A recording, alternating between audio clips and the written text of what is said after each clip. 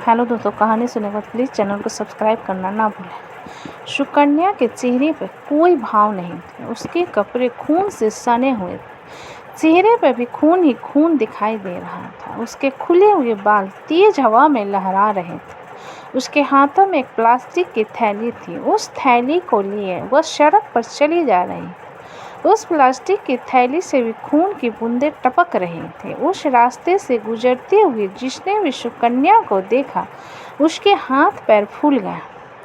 लोगों में एक अनजान भय दौड़ गया। औरत, हे भगवान, कौन है ये औरत? इसके शरीर पर खून की बूंदें कैसी? और यह प्लास्टिक के इस थैली में क्या लिए जा रही है? लोगों के मन में बहुत सारे सवाल थे, लेकिन उन सवालों का जवाब किसी के पास नहीं था।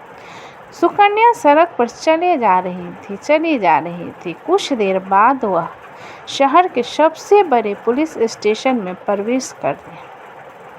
उस पुलिस स्टेशन का नाम था Mayaganj police station. Police station में उसके प्रवेश करते ही वहाँ भी हड़कंप मची। हवलदार, अरे कौन है ये औरत? इसका कहीं एक्सीडेंट हो गया क्या? ये कहानी कुछ और है। वो दोनों हवलदार बातें कर ही रहे थे कि सुकन्या उनके पास आई और उनसे बोली, सुकन्या, इंस्पेक्टर साहब कहाँ हैं? हवलदार, इंस्पेक्टर साहब, क्या काम है उनसे? सुकन्या को लेकर दोनों हवलदार इंस्पेक्टर अर्जुन के पास गए। इंस्पेक्टर अर्जुन ने भी जब अपने सामने खून से सनी एक महिला को देखा तो वो भी सदमे में आ गए। इंस्पेक्टर, कौन हो तुम? सुकन्या साहब, मैं सुकन्या हूँ, मुझे गिरफ्तार कर लीजिए। इंस्पेक्टर, गिरफ्तार कर लूँ, पर किस जुर्म में? सुकन्या साहब, मैंने एक राक्षस का वध कर दिया है। इंस्पेक्टर, राक्षस? कैसा राक्षस? सुकन्या, बहुत खूंखार राक्षस, मैंने वध कर दिया उसका। इंस्पेक्टर, तुमने किसी को जान से मार दिया? सुकन्या, मारा नहीं साहब, वध कर दिया। अगर नहीं करती तो मैं मर जाती। उसके बाद सुकन्या ने अपने हाथों में लिए प्लास्टिक की थैली को इंस्पेक्टर अर्जुन की तरफ बढ़ाया। सुकन्या, लो राक्षस, उसका वध करके मैंने इसका सिर काटकर इसमें डाल दिया। मैं जुर्म किया है, मुझे गिरफ्तार कर लीजिए, लेकिन मुझे इस बात का कोई अफसोस नहीं है। मैं बहुत खुश हूँ, बहुत ही ज़्यादा। इंस्पेक्टर, सुकन्या, क्या हुआ तुम्हारे साथ? तुम मुझे खुल कर बताओ। सुकन्या के पति का नाम था राकेश, उसकी सास का नाम था सुमित्रा। राकेश और सुमित्रा दोनों की आस्था एक साधु में बहुत ही ज़्यादा थी। वे दोनों साधु से बिना पूछे कोई काम नहीं करते। यूँ कहें कि उस साधु का ही राज चलता था सुकन्या के घर में।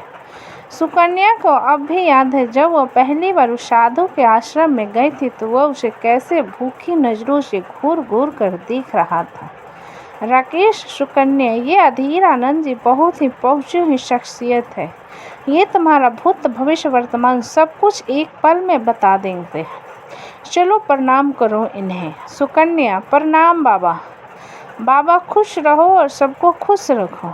ये जीवन इसलिए तो मिला है। अधीर आनंद ने जब यह बात सुकन्या को बोल दी तो उसके चेहरे पर एक शैतानी मुस्कान थी।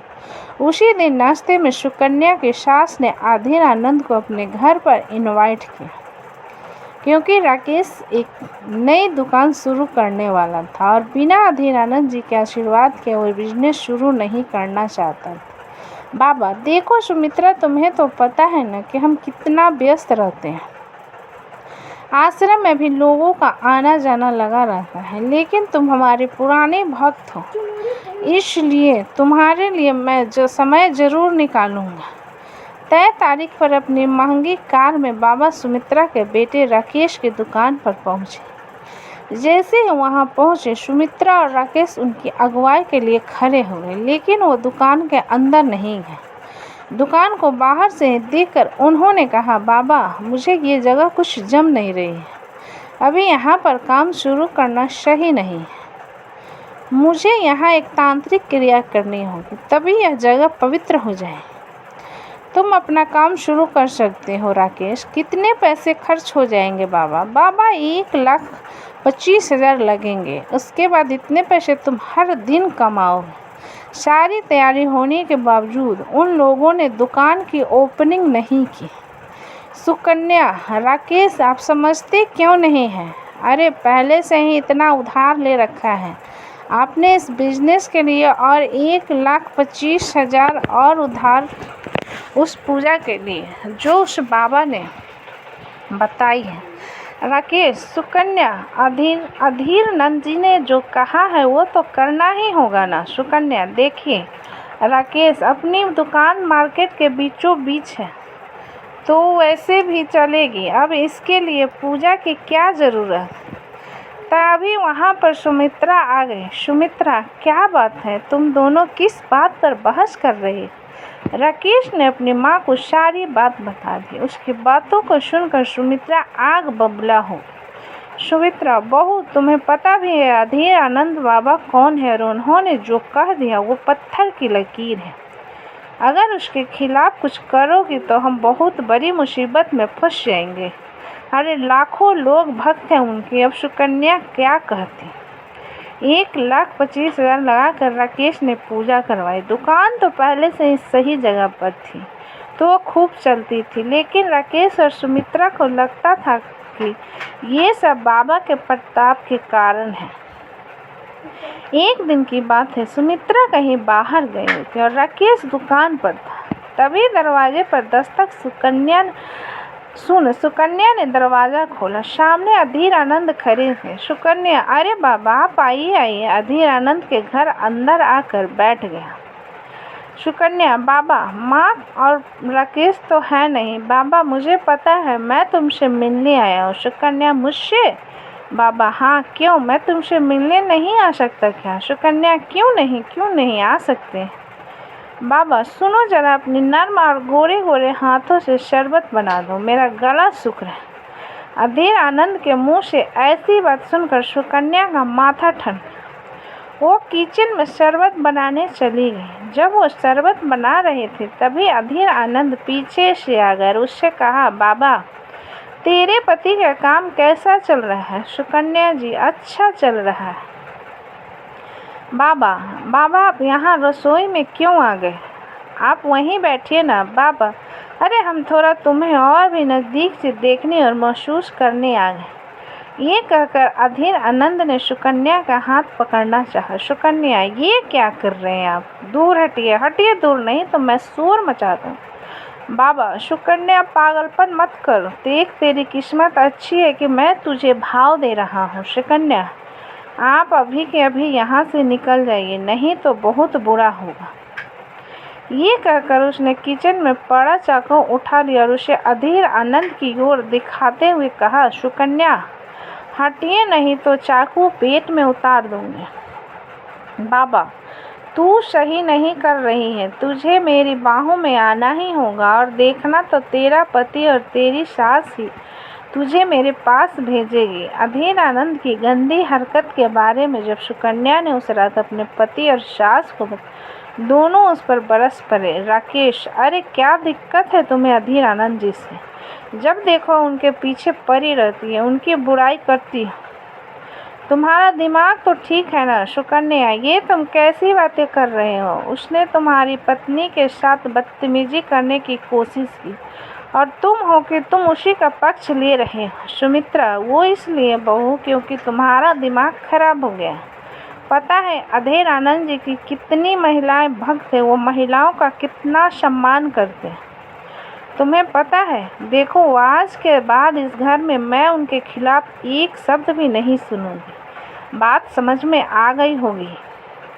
इस बीच अधीर आनंद कई बार फिर से राकेश और सुमित्रा की अनुपस्थिति में सुकन्या के घर आता और उससे बदतमीजी की कोशिश करता है। सुकन्या जब इसकी शिकायत अपने पति और सास से करती है तो उसका मुंह बंद करा देते हैं।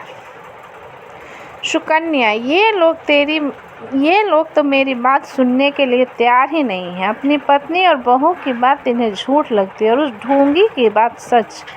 समय बीतता गया। सुकन्या के शादी के 2 साल हो गए, लेकिन उसकी गोद नहीं भर रही।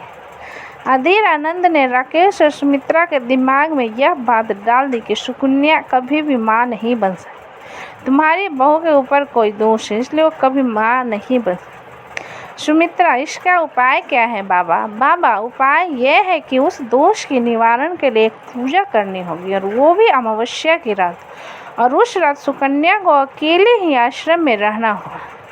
मैंने इस पूजा के द्वारा कईयों की गोद भरी है। राकेश और सुमित्रा सुकन्या के लाख मना करने के बावजूद उसे आश्रम में छोड़कर वापस आ।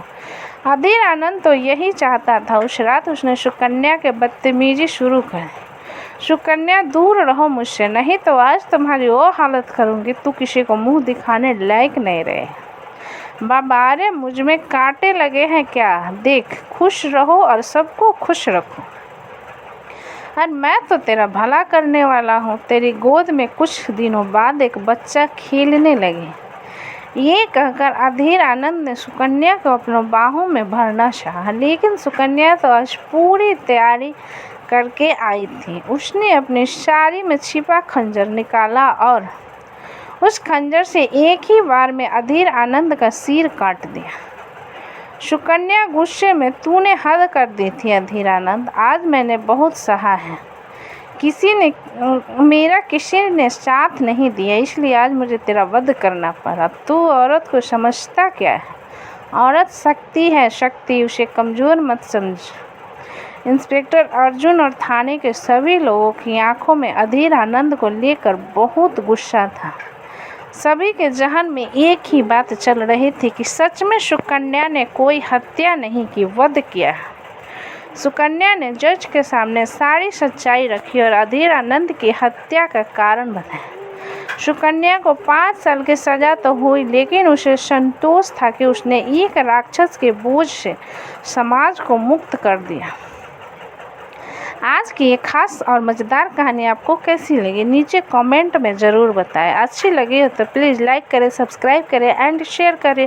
कहानी अच्छी लगे तो प्लीज़ चैनल को सब्सक्राइब करें। अपना कीमती समय देने के लिए धन्यवाद।